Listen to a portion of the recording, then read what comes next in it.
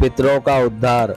भगवान शिव अपने पुत्र से कहते हैं, कार्तिकेय, संसार में विशेषतः कलयुग में ही मनुष्य धन्य है जो सदा पितरों के उद्धार के लिए श्री हरि का सेवन करते हैं। बेटा, बहुत से पिंड देने और गया में श्राद्ध करने की आवश्यकता नहीं है। वे मनुष्य तो हरि भजन के ही प्रभाव से पितरों का नरक से उद्धार कर देते हैं।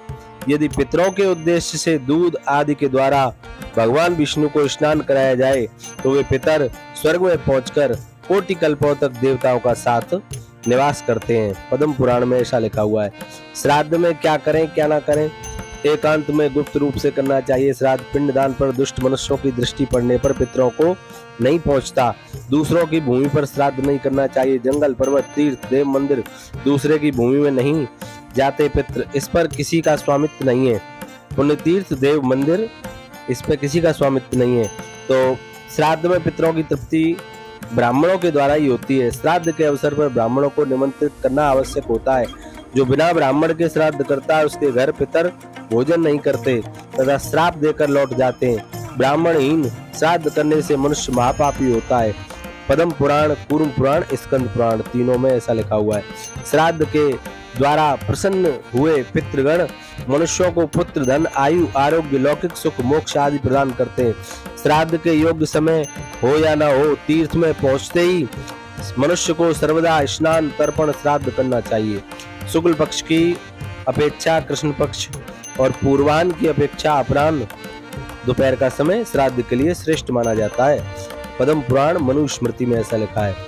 सायंकाल में श्राद्ध नहीं करना चाहिए। सायंकाल का समय राक्षसी बेला नाम से प्रसिद्ध है। चतुर्दशी को श्राद्ध करने से कुप्रजा, निंदित संतान पैदा होती है, परंतु जिसके पितर युद्ध में शस्त्र से मारे गए हों वे चतुर्दशी को श्राद्ध करने से प्रसन्न होते हैं। जो चतुर्दशी को श्राद्ध करने वाला स्वयं भी युद्ध का भागी होता है। स्कंद पुराण, कूर्म पुराण, महाभारत में ऐसा लिखा हुआ है। रात्रि में श्राद्ध नहीं करना चाहिए, उसे राक्षसी कहा गया है।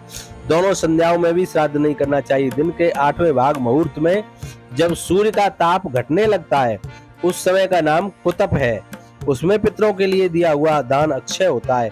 कुतप, खड़ग, पात्र, कंबल, चांदी, कुश, तिल, गऊ और दौहित्र, ये 8 कुतप नाम से प्रसिद्ध हैं। श्राद्ध में 3 वस्तुएं अत्यंत पवित्र हैं। दौहित्र, कुतपकाल तथा तिल। श्राद्ध में 3 वस्तुएं अत्यंत प्रशंसनीय हैं। बाहर और भीतर की शुद्धि, क्रोध ना करना, जल्दबाजी ना करना, ऐसा मनुस्मृति, मत्स्य पुराण, पद्म पुराण में लिखा हुआ है। बोलो विष्णु भगवान की जय।